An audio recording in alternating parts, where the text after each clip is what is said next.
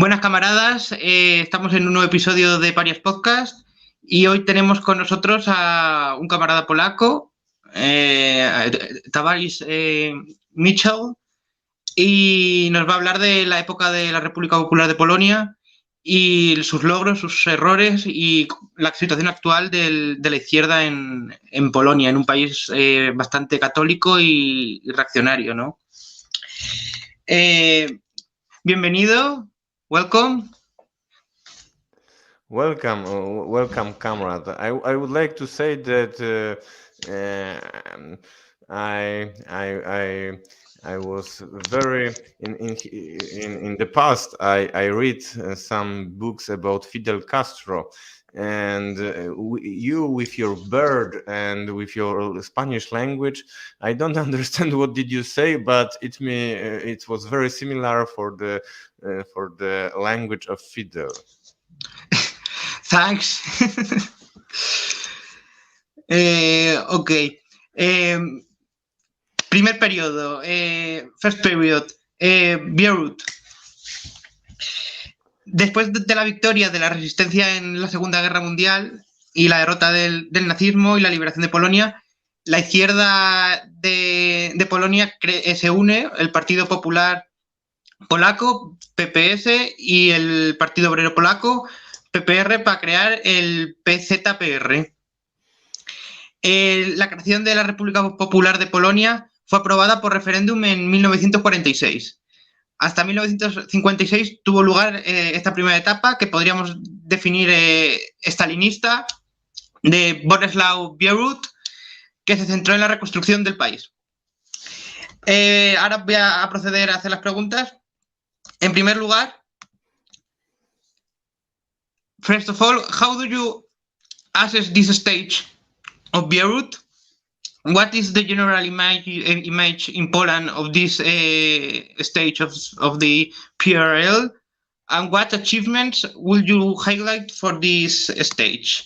Las preguntas en español serían: ¿cómo valoras esta etapa de Beirut? ¿Cuál es la imagen general en Polonia de esta etapa? ¿Y qué logros destacarías de esta etapa?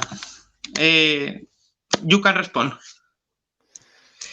Okay, so your question to answer something about Beirut, I think that we need to say something about the history of the communist movement in Poland in the Second World War. And 1 year before the Second World War started, because there was a very important event for the history of the Polish communist movement, that in 1937 and 1938, the Communist Party of Poland was delegalized by the Third International. It was for the reason that in the Communist Party of Poland there was a lot of agents provocateurs of the Polish authoritarian state. And many members of the Communist Party of Poland went to Soviet Union, and many of them were persecuted. So the Communist Party, when the war was started, the Communist Party of Poland didn't exist. So it was very, very difficult thing for building the socialist Poland without Communist Party. So in the time of when the revolution, when the war was started, the Polish communists were in few places. First place, there was a Polish prisons. There was a lot of communists who were in the time of when the war started. They were in prison, and because they were in prison, they survived these purges, which were in Soviet Union. Second place, important for you and your comrades, I think, it's Spain, because some of the communists were a member of the international brigades. There are a lot of Polish people who are in the international brigades in Spain. And this movement was controlled by the communists. Especially, we need to remember some names like brothers Mołojec. they created the Polish Workers' Party. Also, we need to remember about the General Świerczewski. He was the one of the most important general of the Polish army, which liberated Poland, and hundreds of others. And the third thing, the third place where there are Polish communists, of course, is the Soviet Union. So the communist movement in Poland have two big tragedies. First tragedy is liquidation of the Communist Party of Poland. Second is the is the beginning of the Second World War, because the Poland were attacked by the Germans. But in 17th of September, also the eastern part of Poland were captured by the Soviet Union. It was we need to understand that in this time that it was not attacked in the third right. It was for me it was the export of the revolution. And there were many interesting things which taken place in western part of Ukraine, in capital of Lvov, and also western part of Belarus. And the Polish communists, like many of Polish communists in this time, they go to eastern part of Poland, they go to Lvov or to Belarus, and they became a member of Communist Party of Soviet Union. And it was 2 years when they were the important member which organized the revolution there. So they organized the collectivization, they organized the class struggle. So the war was started in 1949, but since 1941 there didn't exist the guerrilla movement against Nazi in Poland. This guerrilla movement against Nazi started in December 1941. And it is not only in Poland, it is all similar things in France, for example, that in the time when before the Third Reich attacked the Soviet Union, the communists didn't organize the guerrilla movement against Nazi. So it was very shameful, I think, this part of history. But we need to understand that when this guerrilla movement was started, was very strong and very aggressive. That since first days, the communists which starting to organize this guerrilla movement against Nazis, they have a lot of success. So the communist movement was divided for the people who in the time of war were in Poland, in occupied Poland. So the people, the most important guy is Władysław Gomułka. In the time of the occupation, he was in the occupied Poland and he organized the guerrilla movement. He was not a member of guerrilla movement, he was the member of the party, but it was connected. And the other communists in this time, like Bolesław Bierut, they were in Soviet Union.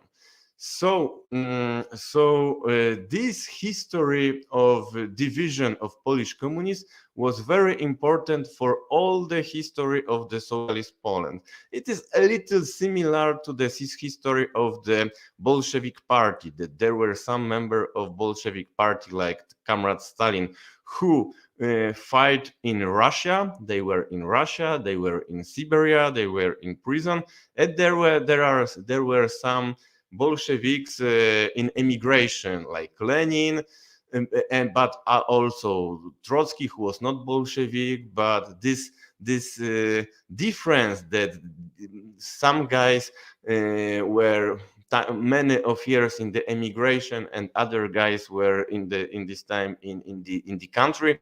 It was important for the after when the revolution was victorious. So we have this division between Gomułka and people in Poland and the people in the Soviet Union. And when Poland was liberated, we had unification of Polish communist movement. It was unification. There was many parts of unification, because we have communists which were in Soviet Union, we have communists which were in occupied Poland, we have Polish army which were collaborated with these communists in Poland, which were in Soviet Union, but it was some independent things. For example, General Jaruzelski, who was the leader of socialist Poland in 1980s, I don't consider Jaruzelski like communist. He wasn't communist, but he was Polish patriot. He was a member of army. And we need to understand that also these guys, the Polish patriots, created socialist Poland, which were never communist. And the last part of this movement were the communists which were in the emigration in France, in Spain, in other parts. For example, Edward Gierek, who was a leader of the Communist Party in 1970s, he was in France. So the Poland was liberated, and we have now the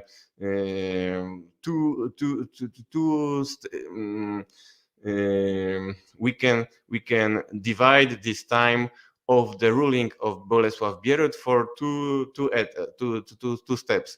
First, it is from 1944 until 1948, and after we have 1948, after the death of the Bolesław Bierut. First time, it is the time of we can say that it is the Popular Front. It is Popular Front where there are the communists in the government, but we can't say that it is the socialist state. It is the coalition with another forces, democratic forces, anti-fascist forces. We need to understand also that Poland before the war was the authoritarian fascist state. So there are that the program of communists was not only program against the Nazis in Germany, but also against the Nazi collaborators of Polish and many Democrats, bourgeois Democrats supported Polish communists.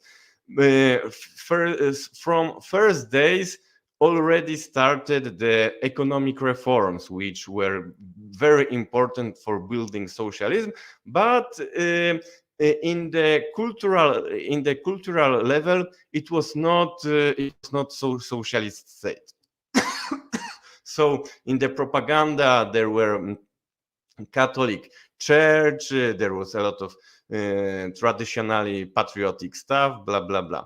After we have the 1948, and we can say that it is not only the revolution in the economic level, but also the revolution in the cultural level. So we have expansion of Marxism-Leninism in universities, and it is from my perspective, for the education, it was the better time in history of Poland, because before was not good, and after 1956 also we started this Marxism-Leninism was changed. So maybe I stopped here. I don't know. You have some question, or I can continue if you want. First, I have one question. The Socialist Party of Poland and Worker Party, the Communist Party, unified voluntary for all the parts of, or are socialist that no, didn't want the union? The Socialist Party of Poland was divided. That there were some people like Józef Cerankiewicz, who was a prisoner of Auschwitz, and he was a hero. He collaborated with Polish communists, and he was after he became a prime minister of Socialist Poland. He was a prime minister, I think, 20 years. So there was the one part that this is the member, the Socialist Party, which collaborated with Polish Workers' Party, and these people, after they created Polish United Workers' Party. But there were, of course, anti-communists in Polish Socialist Party, which they didn't support the alliance with Soviet Union. Most of them, after they choose an emigration, they go to London, and so this party was it is. I think that we can compare this situation to the SR party in the time of the October Revolution. That this was big party, and the left SRs, they supported October Revolution, and the right wing, they starting to organize the right wing with, I don't know, Savinkov or guys like this. They started to organize the counter-revolutionary activity. So for my perspective, this time after 1948, we can say that it was a socialist revolution in Poland. For me, revolution is not a thing that, I don't know, people go to street, they shout, they create barricade and stuff like this. For me, revolution is a change of the society, if the realization of the socialist program. And so there was a nationalization of the finance sector, that there created one national bank, and this bank have a monopoly for all this economic stuff with the trade with the another countries, and also trade in Poland. There were the nationalization of all big industries. There were all these belongings for the people who collaborated with Nazis, and also the big bourgeoisie and aristocracy, which is chosen emigration. All these things were taken by the state. And it is important for many reasons, not only economic reason, but also the cultural reason. For example, I worked 3 years in a big bibliothèque in Warsaw. This bibliothèque was created because this bibliothèque existed before the war, but in the time of the Warsaw Uprising, it was destroyed. All these books were in fire. But they recreated this bibliothèque very fast, because they taken the private bibliothèques of the Polish aristocracy and they nationalized. So before, these books was only for the rich, only for the aristocracy, and after these books were everybody can have access for this.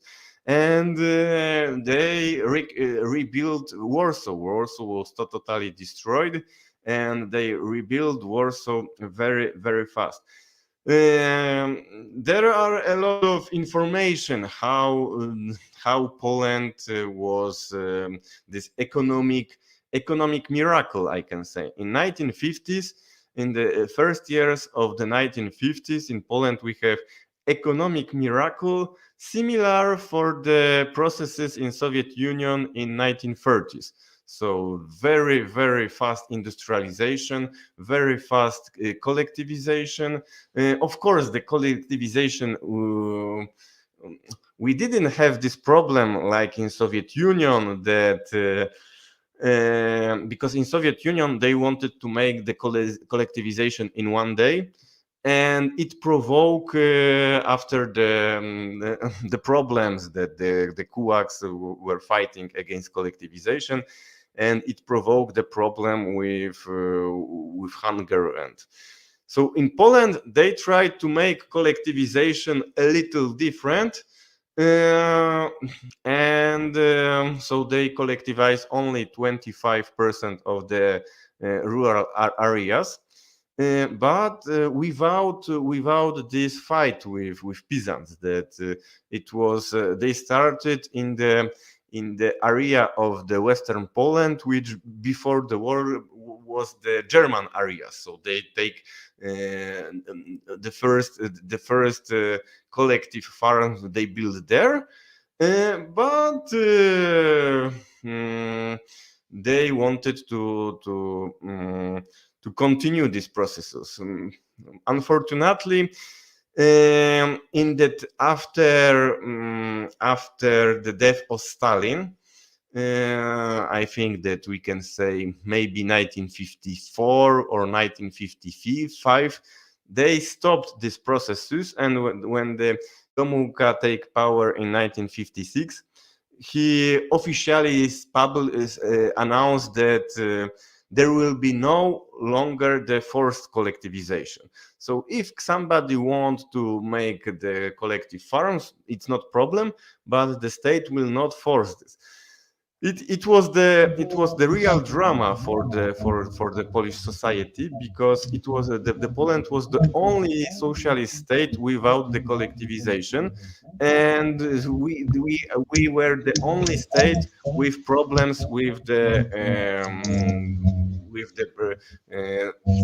we have hunger in Eastern Germany. 100% of the land were collectivized, and the shops were there was a lot of things for eat. In Poland we have problems because we have black market. Okay, comrade. I'm going to the next question. Bierut muere el 12 de marzo del 56, después de asistir al famoso 20 Congreso del PQ, donde Rousseau pronuncia el famoso discurso de desestalinización de la Unión Soviética y del resto de partidos comunistas del mundo. ¿Crees que la muerte fue accidental, la muerte de Bierut, o hubo algo más? Do you think the death of Bierut was casual, or was there something else? It's a conspiration of Rousseauist part of Soviet Union Communist Party.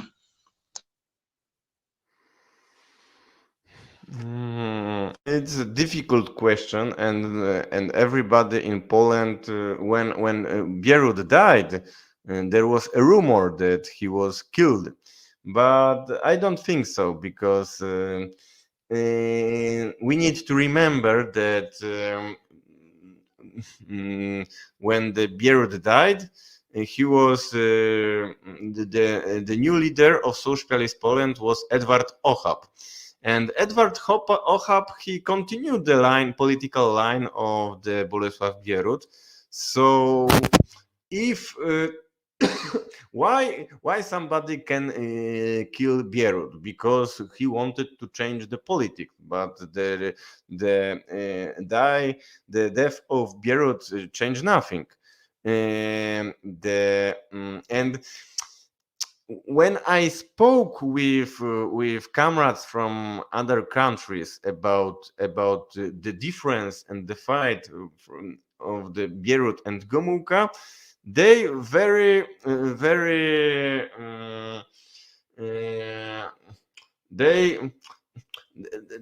they think that it is the same like Stalin and Khrushchev. The Bierut is Stalin and Gomułka is Khrushchev. I think that it is a little more complicated. That it's I don't want to say that Gomułka was a Polish Khrushchev, because Khrushchev is a guy who made a lot of bad things, and he was this dishonest person, and I don't respect Khrushchev. Gomułka was different guy. Gomułka, he very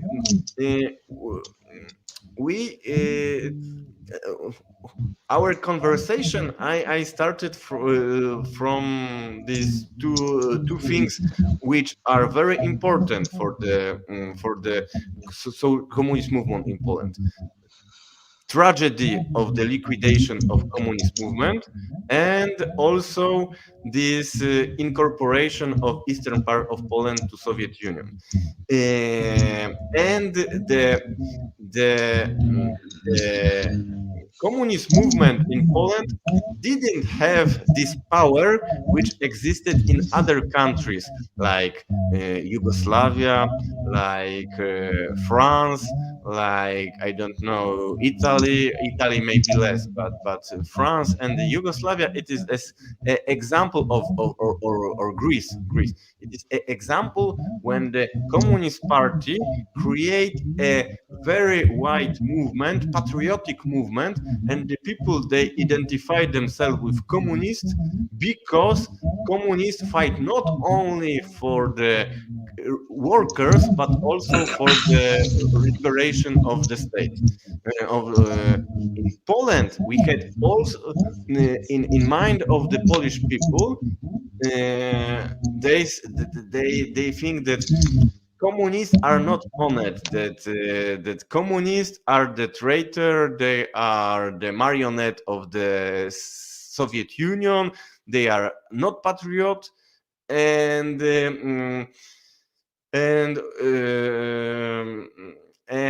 these Polish communists were not so popular in Poland like the communists in other countries of Eastern Bloc.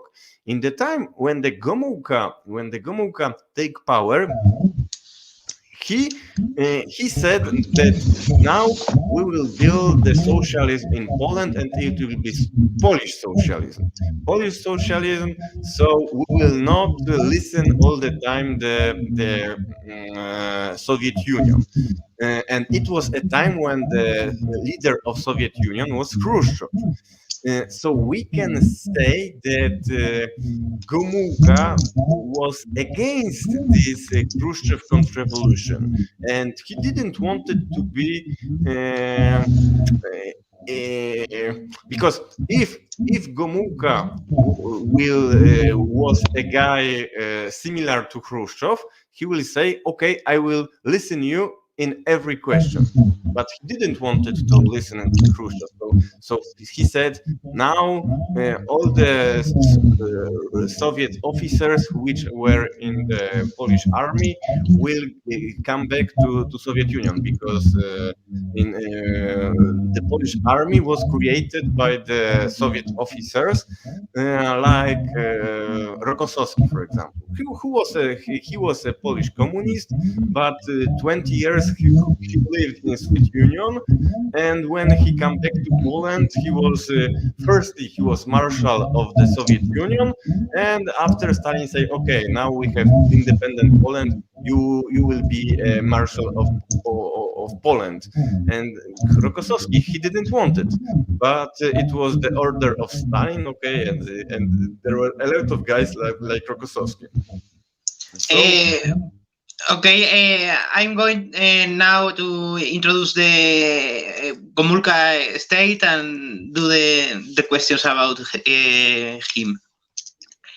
Tras la muerte de Bierut, Gomulka fue elegido presidente. Gomulka pasó en la cárcel unos años por ser contrario al estalinismo imperante en aquellos tiempos y por oponerse a ciertas medidas estalinistas como la colectivización forzosa. Esta etapa duró hasta 1970 y fue una etapa de cierto crecimiento económico y una mejora de nivel de vida bastante importante. Y vivió una mayor libertad social y económica, ¿no? Pero manteniendo los principios del marxismo-leninismo. También promovió la independencia polaca, o sea, más independencia de Polonia respecto a la Unión Soviética, con el llamado camino polaco al socialismo. Fue destituido de su cargo como secretario general del Partido Obrero Unificado Polaco debido a un aumento de precios que anunció y que fue respondido por protestas que, aunque podían ser legítimas, desde luego fueron utilizadas por las fuerzas contrarrevolucionarias, los sectores más reaccionarios y de Polonia, entre ellos los sectores católicos. Entonces, las preguntas serían: ¿cómo evalúa este periodo? ¿Cuál es la opinión general sobre Gomulka en Polonia? He leído que fue el mejor presidente de Polonia en la República Popular. ¿Qué logros se destaca en esta etapa y cuál es su opinión sobre el aumento de los precios y las protestas llevadas a cabo? The questions are: what is the general opinion about Gomulka in Poland? I have read that he was the best president, the best general secretary of the Popular Republic. What do you think about that? And what achievements you stand out from this stage? And what is your opinion about the rise of the prices and the protest carried out in 1970? You can answer. So we need to remember that Gomulka was in power 2 times. First time he was a leader of the Polish Workers' Party since 1944 until 1948, and second it was 1956 until 1970. In this first period, he was responsible for the organization of the new territories which were German before. He was the minister of the Ziemie odzyskane. It was land taken from Germany. And I think that if you ask somebody, what do you think about the activity of Gomulka since 1944 until 1948, 100% of Poles said it was good. Because everybody support that this land like Wrocław or Szczecin were taken from Germans, and it's very quickly they organize economic life but also cultural life. They organize universities, schools, and stuff like this. But of course, when we speak about Gomulka, the most important is this second period from 1956 until 1970s. So the people say that there are some things which the Poles are supported. For example, that Poland became a little independent from the Soviet Union, but because of the some decision of Gomulka, this economic miracle which existed in the time of Bierut, because in the time of Bierut it was the continuation of the economic politics in the time of Stalin in 1930s. So very, very fast economic growth. Gomułka, he stopped this. For him, this politic was not good. He wanted to make a politic a little different, and the economic consequence was that the economic growth of Poland was continue. It was the growth, but smaller in the time of Bierut. There are second problem, which is independent from this difference Bierut and Gomułka, that the Poland have big demographic problems. That we have the success of socialist Poland was that we have a lot of children. That it is that the population of Poland since 1945 until 1989 was doubled. It was starting from 23 million until 38. So in the time of Gomułka, we already have this problem that we have young generation of young Poles, and we need to rebuild a lot of houses for them, because we have and in the last years of Gomułka, he was already old, and it was a time that this generation of people in all the Europe countries, like De Gaulle and other guys who were in power since Second World War, and the people were tired of this. And this protest in the 1970s, I think that it was the provocation. It was the provocation of the guys in the army who wanted to do something to take Gomułka out from power, but they didn't know how to do this. And this question of rising prices, it is something which exists only in socialist economy, because in capitalist economy we have the rising prices every day. Now we have inflation in every European Euro countries, and we don't have this protest that when we have rising prices of gas, of rising prices of food, rising prices of everything, nobody have demonstration. In Poland, we have the control of prices. So Poland have good system. It is the control of prices. It is something good for the society, but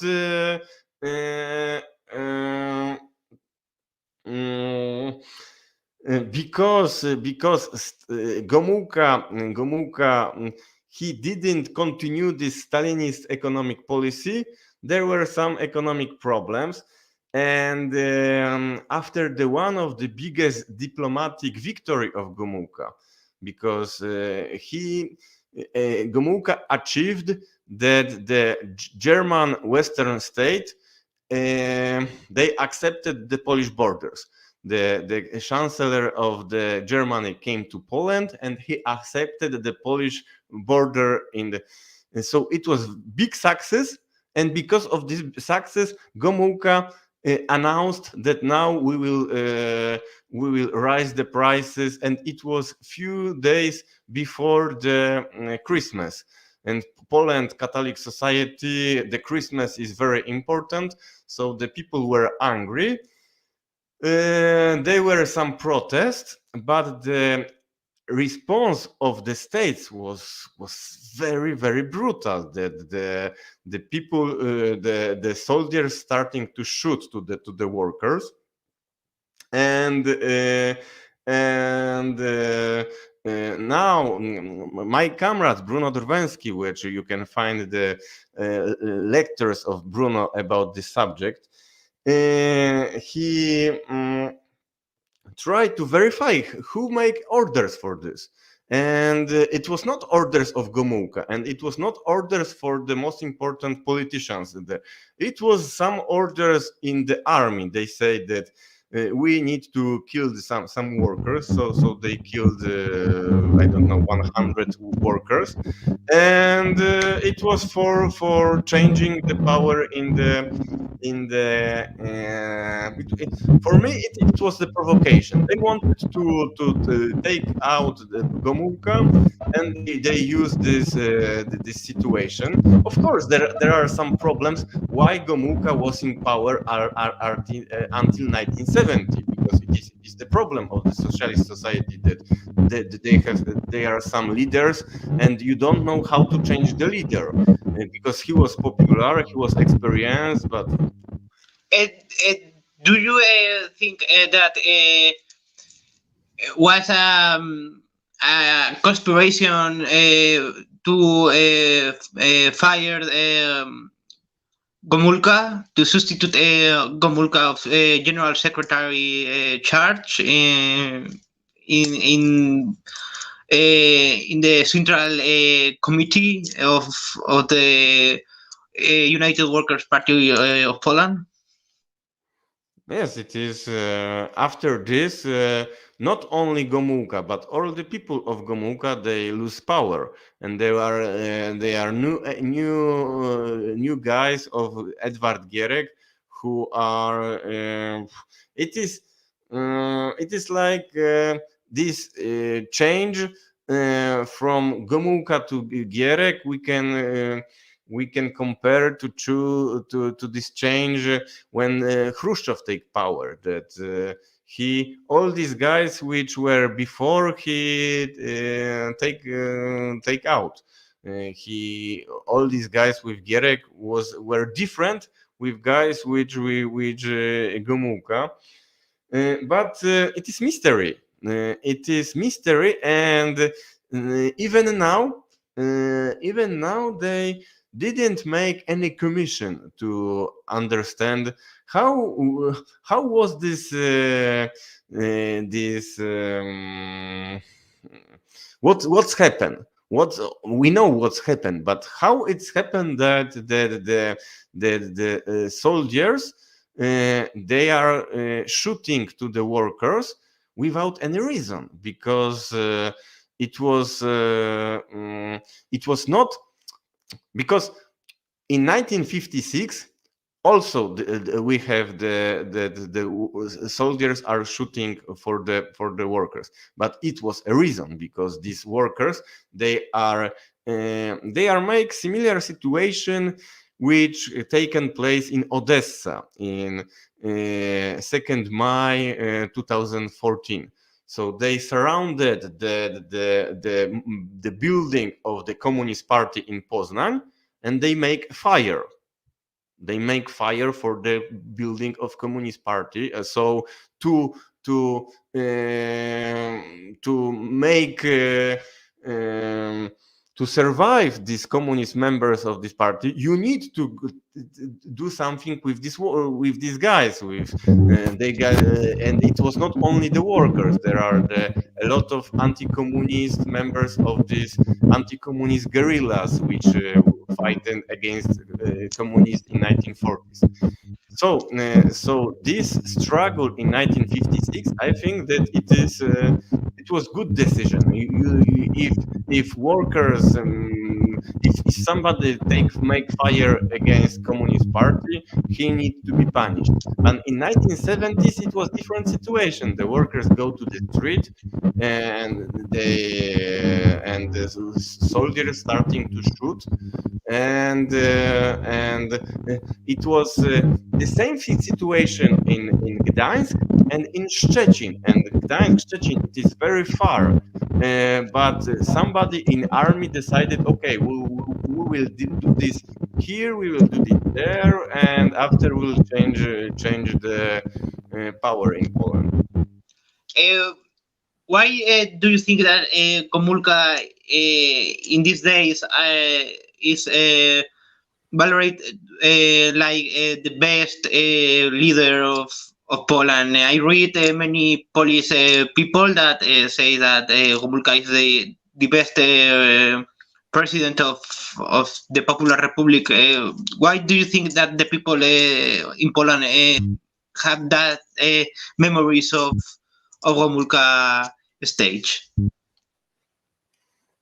For me and my comrades, we don't think that the Gomulka is the better. We think that the Bierut is the better. But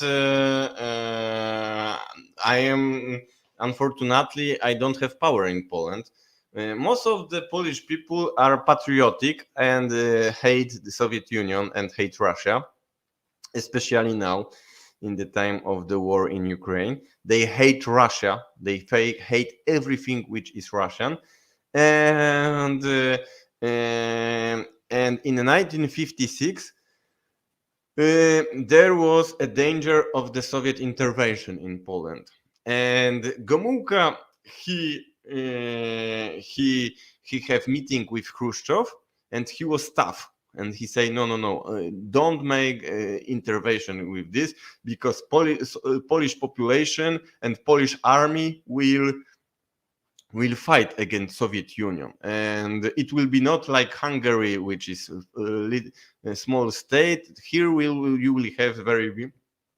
And so there was some legend that Gomulka he was like Polish Tito, that he say something against Soviet Union and Soviet. I think that it is only this, that because these guys with Bierut,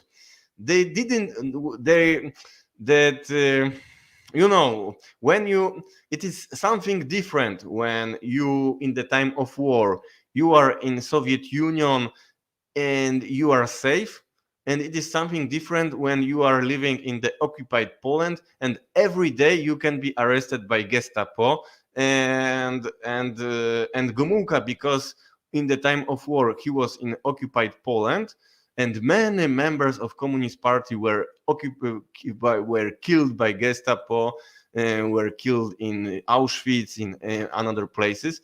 He was respected for this, and there were some political difference between Bierut and Gomulka, but Bierut couldn't never change this, that his past was different.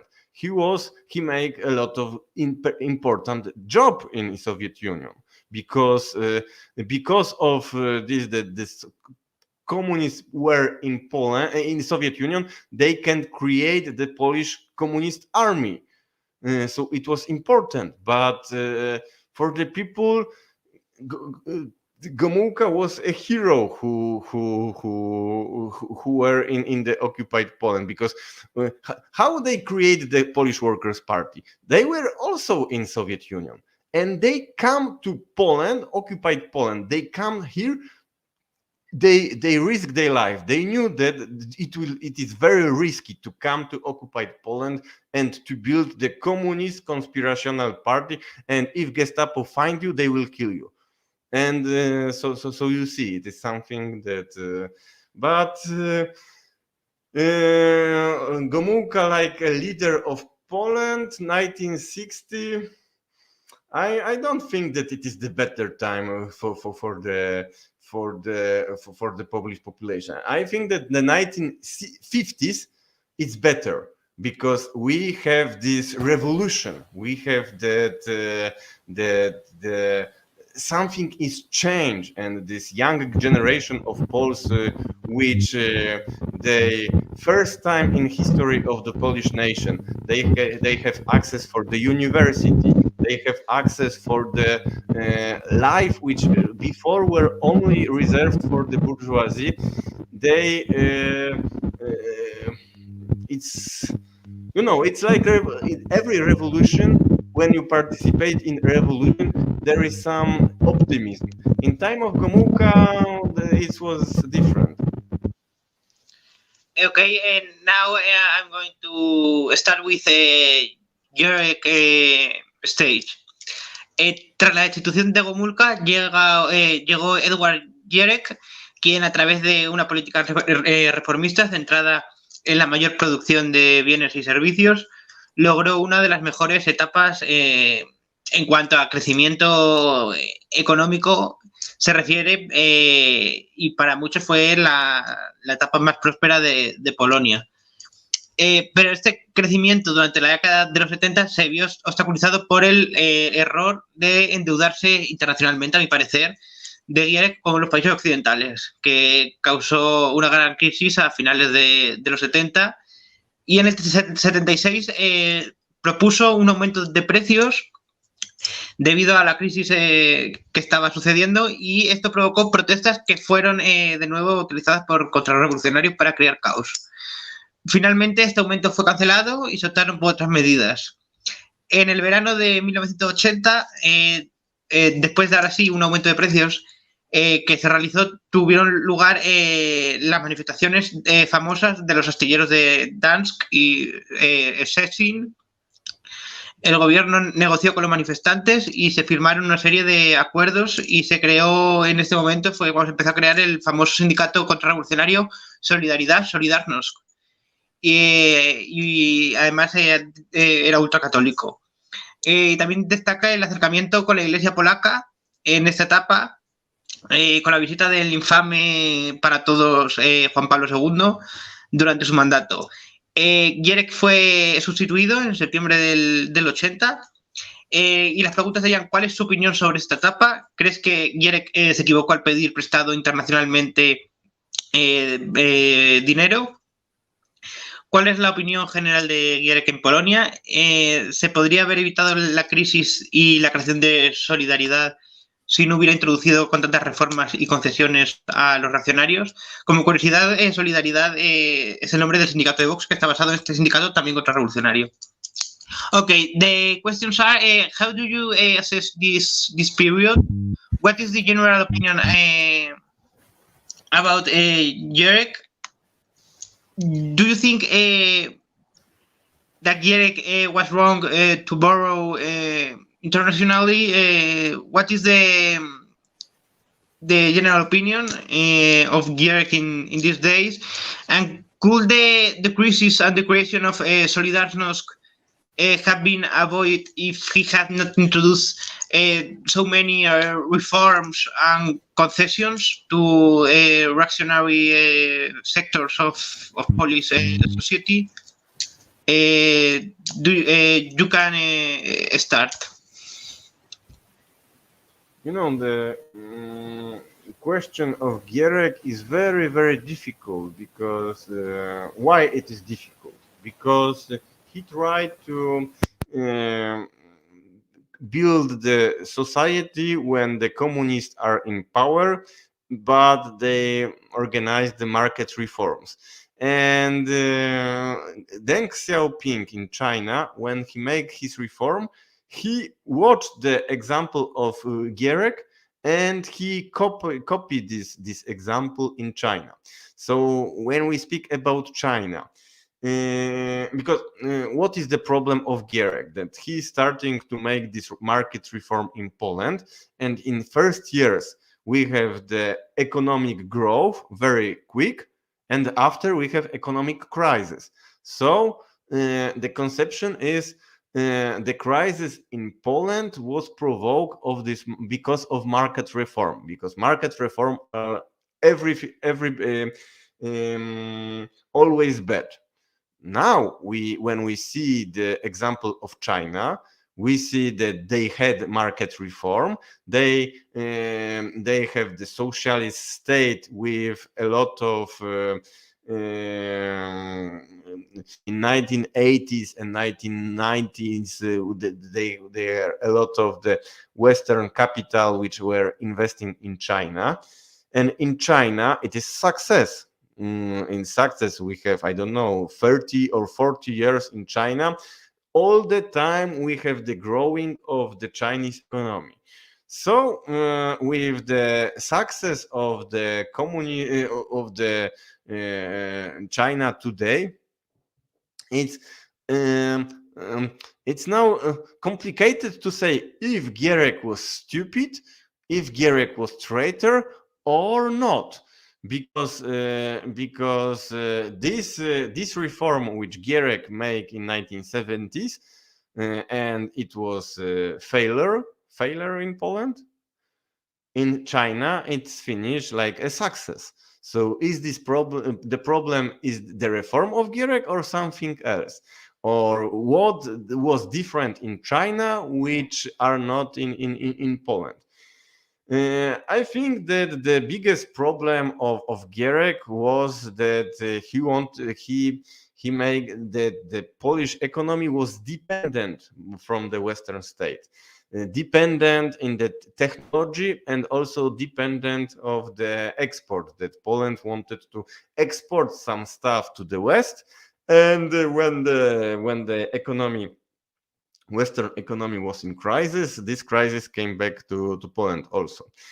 From the communist perspective, I would like to say that Gierek was a traitor, that introducing market reform was a treason of the socialism. But from the economic analysis, it's more complicated. We will see. We can speak frankly about Gierek when we will have economic crisis in China. Maybe it will be in the next year, maybe next 10 years, maybe next 20 years. Nobody knows what will be the future of China, but it's very, very complicated discussion. Now is the question of the solidarity movement.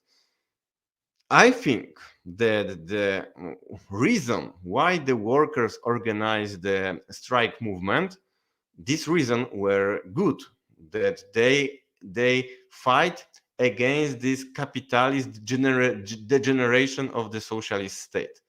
The problem was that they were manipulated by the anti-communists, which they pushed these workers not to fight against these bureaucrats, but they pushed them to fight for the against Soviet Union, against socialism, for the theocratical state, and many bad stuff. But the workers in 1980s, they have the right to make the protest against party, because parties starting to degenerate.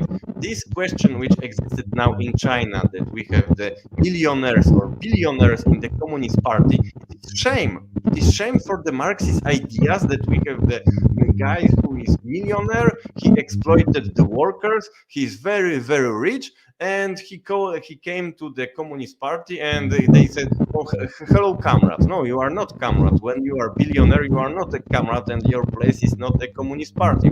Of course, in Poland party, we didn't have millionaires like in China today, but this process of this split, that there were some bureaucrat which became starting to be rich, and the workers, it's something which I'm not agreeing with this. And what do you think with the rapprochement with the church and the visit of the famous John Paul II during his stage, and why are what workers that being manipulated by a contra-revolutionary, ultra Catholic and reactionary trade union like Solidarity? Why do you think that people affiliated that trade union?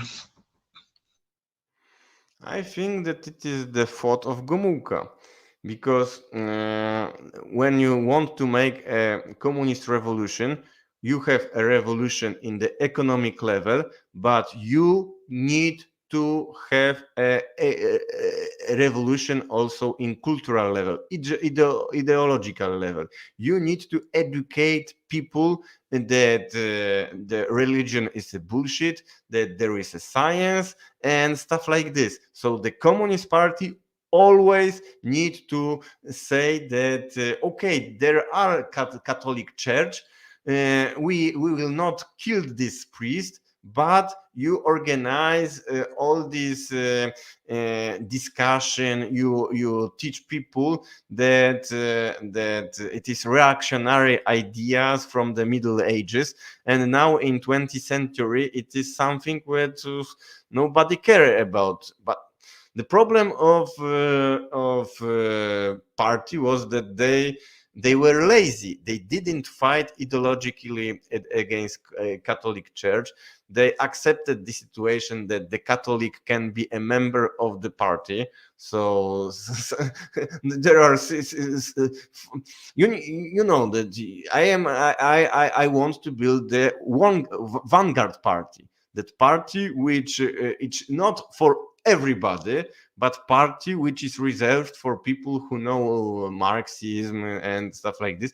And okay, if in the time of the struggle some workers which have Catholic background support us, it's good. But the leaders of the party need to be atheists, needs to be the scientific, and also you present your position towards the Catholic Church. And in Poland, it was very easy to show that if we want to build a patriotic state, we can't accept that Polish Catholic Church is dependent from outside, is dependent from Vatican. So they can fight against Catholic Church. They didn't do this. So Gomułka, he stopped this ideological war with Catholic Church in 1956. And after 20 years, you have a new generation of workers manipulated by the Catholic Church. And when the Pope, Polish Pope, when the Pope became a Pope, there was some orgasmic idea that now we have it's like a football that you know that when the Polish team win now the Polish Pope is the Robert Lewandowski that and he play now in Barcelona, but everybody loved him because the small nation are when there are some guy very famous, they support him. So when Wojtyła became Pope, they support him, and it was something very you know that before Pope John Paul II, there was another Pope. He was a Pope only 2 months, and he was killed. And after CIA chosen Wojtyła to become the Polish Pope because they understand that it will be good to manipulate the Polish workers, and it was success. This mission was success. So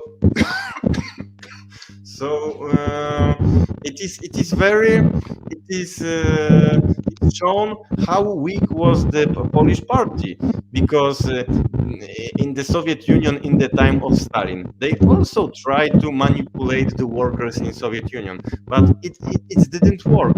It didn't work because Bolshevik party was strong. In Poland, it worked, unfortunately. Okay, now we go with last stage of Popular Republic. Después de Gierek se nombró a Stanislaw Kania, quien solo duró 1 año en el cargo, tiempo durante el cual optó por aumentar todavía más el reformismo de Gierek y negociar con los reaccionarios de derecha y el sindicato ultra Solidarność. Renunció en 1981 y luego vino Jaruzelski, famoso Jaruzelski, el último secretario del Partido Obrero Unificado Polaco, que estuvo de 1981 a 1989. Jaruzelski estableció la ley marcial, ya que sospechaba que estaba habiendo un intento de golpe de Estado por parte de Walesa, líder de Solidarność, creando el Consejo Militar para la Salvación Nacional, y durante su gobierno quizás es la etapa más oscura, más dura, que ocurrió debido a la grave deuda que se arrastraba debido ya a la política crediticia de Gierek, que causó escasez en algunos aspectos. En 1989, en medio de la caída anunciada del bloque soviético, en la crisis existente, Jaruzelski y el Partido Reunificado negocia con la oposición y así terminaría con la disolución del Partido Reunificado Polaco y la caída de la República Popular Polaca. La pregunta es, ¿cómo calificas a Jaruzelski? ¿Por qué crees que cayó, realmente no pudo aguantar la República Popular? ¿Crees que su caída podría haberse evitado? ¿Y cuál es la imagen de la sociedad polaca de esta etapa? Y okay, the questions are: how do you rate Jaruzelski stage? What did the Popular Republic fall? Do you think that fall could have been prevented? What is the image of that period in Polish society? You can answer. So, in the communist conception of the socialist state, the party is the main role. So we make a revolution, and after revolution, the Communist Party is the power. In 1980s, Jaruzelski he finished with this. He make a putsch. He make a putsch against the leaders of the party. He make a putsch, and there was a new rule of Poland. It's named WRON, Wojskowa Rada Ocalenia Narodowego. It's a army Soviet of the salvation of the nation. It's a little similar to the situation in Soviet Union in 1991 when we have the putsch of Yanayev. But we need to understand that the Polish anti-communists don't understand this because they are anti-communists, so they are stupid. They think like this. Jaruzelski was a member of the party, so it is continuation. No, it is not continuation. He was a member of the party, but in 1980s, the army take power in Poland. We have the when you watch the photos of the government of Poland, you have the photos of the people in the army under uniforms. So it is first things which we need the ruling of the Workers' United Party in Poland finished in 1981. Now we can talk a little about this 8 years when the Jaruzelski was in power. We didn't have contra-revolution like in for example in Kiev in 2014.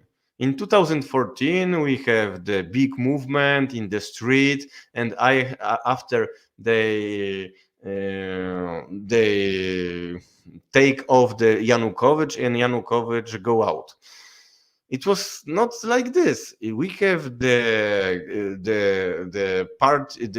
Jaruzelski who was in power with another guys from army, and they starting to think about the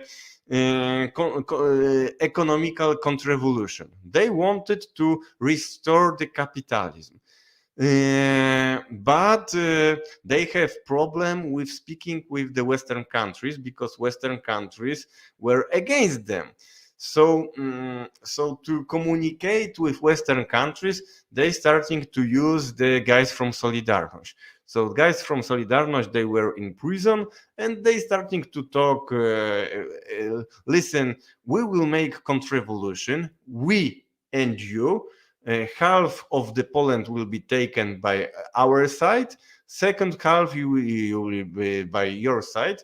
And in 1989, we have the things which name it is rozmowy okrągłego stołu. It is talks in the round table, and it was talk how to finish socialism in Poland, and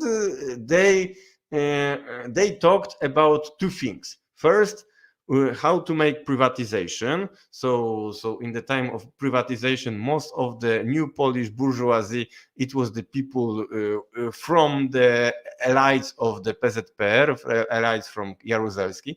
The friends of Jaruzelski became a new bourgeoisie. And second thing, that we don't want to be punished. We don't want to go to prison.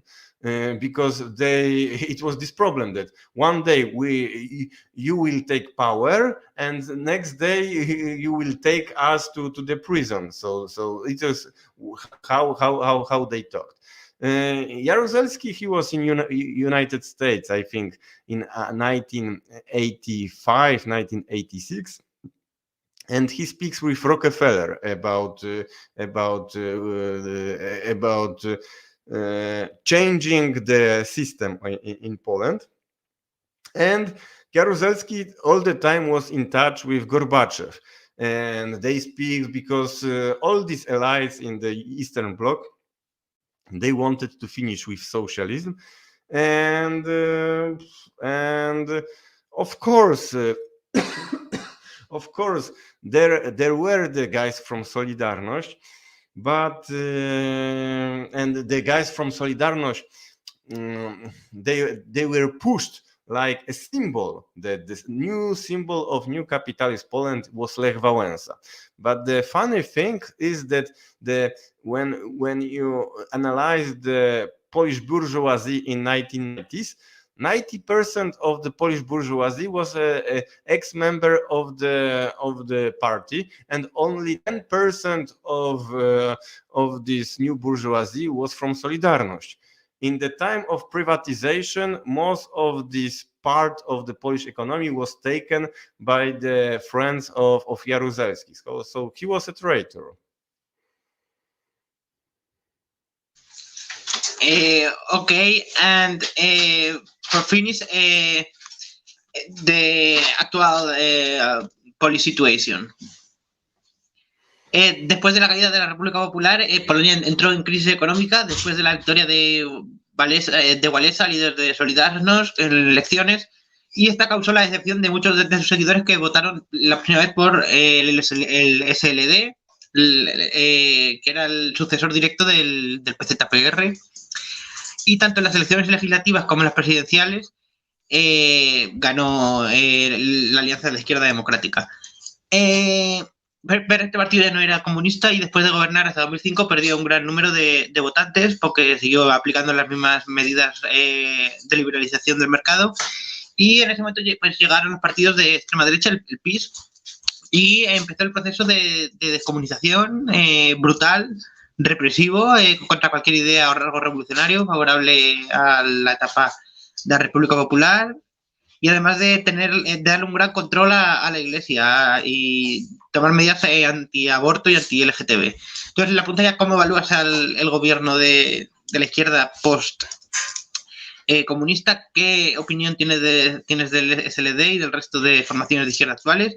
¿Tienes preferencia por alguna parte actualmente, por algún partido actualmente? ¿Y dónde votan actualmente los antiguos votantes comunistas? Así como ver la situación económica y social actual en Polonia. Y por último, si tienes esperanzas en el resurgimiento de la izquierda. The questions. How do you assist the SLD governments? What opinion do you have of SLD and the rest of the current left-wing formations? Do you have a preference for any party currently? What do former communist people vote actually? And how do you see the current economic and social situation in Poland? Last, do you have hopes of a resurgence of the left in your country? So the Democratic Alliance of the Democratic Alliance of Left, because this is the mean the SLD. It is the party totally controlled by the American lobby. When this party take power in 2001 and was in power until 2005, they sent Polish soldiers to Afghanistan and they sent Polish soldiers to Iraq. Also, they accept that in Poland there will be the secret prison of the CIA. So it's we can't even use the word left for these guys. There are the and especially now in the time after the 24th of February, all the Polish forces in parliament, the liberals, the conservatives, the far right, and the social democrats, they are all united in this Western politics, supporting Western imperialism, NATO, militarization against Russia. There are thousands of soldiers of United States now in Poland. Nobody knows how many. It may be 40,000, maybe 50,000. There are in Poland. There are the military bases when they're to teach the terrorist activity for the Nazi. From all the world, they came to Poland. They were taught, and after they go to the Ukraine or Russia to make terrorist activity. There are a lot of Polish soldiers now which are participated in war in Ukraine. A lot of them died already. So it's a shame. It's shame for the Polish nation. It's shame for the Polish state that Poland do everything what they can to continue this war, to make to change this war, not the war Ukraine against Russia, but NATO against Russia. So they wanted to provoke the Third World War, and the Polish left is one of the most aggressive force which tried to make Third World War. So I have nothing to do with these people. They are my enemies. And if you asking me if there are now some hope, no, now there are no hope for Poland. There are they 1 week ago they starting to make the conscription. The 200,000 Poles will be formed in the army. They prepare for the war. Nobody knows, but there are some rumors that in the spring or later Poland will continue this war, because already the Ukrainians are tired. Already hundreds of thousands Ukrainians died. So now the Americans need another state which continue this war.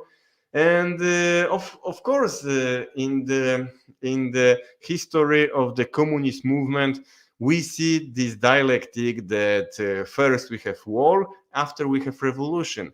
We have the France war with Prussia, and after we have Commune de Paris, we have the war of Russia against Japan, and there was the revolution 1905. The October Revolution was the answer for the First World War, and maybe after the war, maybe after the economic crisis, because I think that very soon the Polish economy will collapse, because all the time they send everything to Ukraine. They send Polish weapons, they send Polish tanks, they send the Polish money, they send the Polish oil resources. All the time they are sending everything for Ukraine. And if it have to provoke the economic crisis in Poland, so maybe this economic crisis will be like a shower of the very, very cold water. But today the Polish society is stupid. They are like crazy people, and it is impossible to speak with them. If you try to speak with them, they are attack you that you are agent of Putin, that you have rubles in your pocket and stuff like this. So now I am very, very pessimist for the for the Polish things. Where do the former communist people in Poland currently vote? Who party is the beneficiary of that communist voters? There is not any party which I can vote. The party there were some examples of creating party, anti-imperialist party, and all the so in 2015 there was one anti-imperialist party named Zmiana. It's Change. This party wanted to go out from NATO and sending back the American soldiers. So they were big repression, and the leader of this party, Mateusz Piskorski, he was arrested for 3 years. There are repression against very, very small and lazy Communist Party of Poland. I also wanted to create my own party. I wanted to create Polish Workers' Party. Because of that, 1 year ago, I was arrested by the Polish Secret Service when I was in Poland. I came to Poland to holiday, and they arrested me and like a terrorist. So when you want to, if you want only to make political discussion in internet, you don't have problem. When one day when you choose to create party, you can be sure that after 1 week they will start repression against you. They will arrest you, they will accuse you that you are Russian spy or Chinese spy, or I don't know. For example, we have one guy, I don't know if you know, journalist from Spain. He is in Polish prison from 1 year. He is Pablo González. Yes. It's very, very good tool. Everybody you can, every guy who critiques imperialist politics can be arrested like the Russian agent. And so Polish is not democratic parliamentary state. It's the authoritarian state. It's totally dependent by the USA. And it's tragedy for us that of course I like a communist. I don't trust this lie that there are like a democracy and liberty for the people, blah blah blah.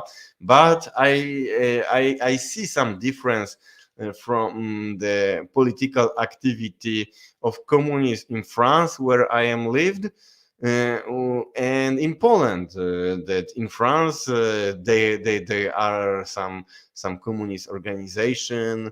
They have the newspapers. They organize demonstrations, some activity, and nobody arrests you only because you are going to the street with red flag and when you saying about communism. In Poland, when you are not agree with this capitalist politics, or if you are not agree with the alliance with United States and Ukraine, They can arrest you and without charges, because they say it's not a question of this, it is a question that he is the agent of another state, and many people are and I am scared about what do they do when the war will start, because when we see the situation in Ukraine, we see the SBU and the guys of Zelensky, they killed a lot of guys who are not agree with Zelensky. So they in Poland they don't kill the political opponents, but it can change in any minute. Okay, pues thanks to you for this interview. Muchas gracias al camarada por la entrevista. Michal Novicki tiene un canal de YouTube. Thanks, Tavares Michal. Wait. I thank you for conversation, but there is a question for you. Why are you interested in Poland? I'm now do a series of videos of different ex-socialist countries. Now Poland. Next Monday, I interview a Spanish university teacher that lives in Budapest, in Hungary, and it's I'm very curious of the different socialist countries and the actual memories of the people of that past. Okay, so thank you, comrade, for conversation, and good luck with this job. It's very important to analyze the history of the Eastern Europe, because the bourgeoisie in our country make everything to forget about this. They make decommunization, they destroy the monuments, they destroy the books, they try to totally destroy this our history, which I am proud. Totally, Poland have a far-right government. Thank you very much, and see you, comrade. See you, comrade.